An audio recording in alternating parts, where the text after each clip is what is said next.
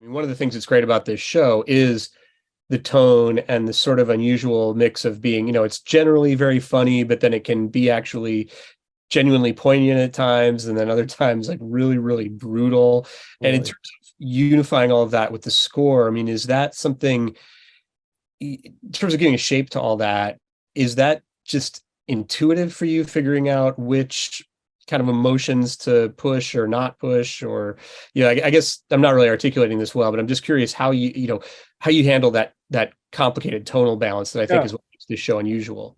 Yeah, I think you're absolutely right. It does make it unusual. Um, there are just some really, really shocking moments, using violence in a way that is so horrific, it's funny. There are some, there's some surprising deaths. There's some surprising romance scenes. It's all over the map in the best way.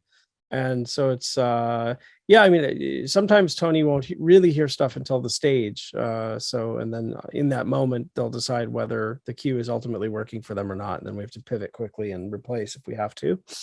But again, it's just when the writing is as good as this is, Tony's work, it's just you can always sense what the scene is about on the surface, and you can always sense what the subtext is about. And that to me is what brilliant storytelling is, right?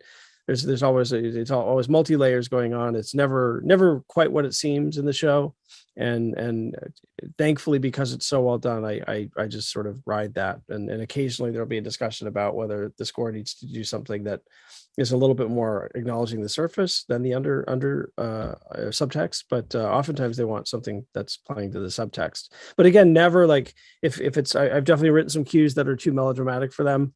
So it's a constant practice of walking back, what the maybe the most obvious approach to a scene is, and giving it just a little bit.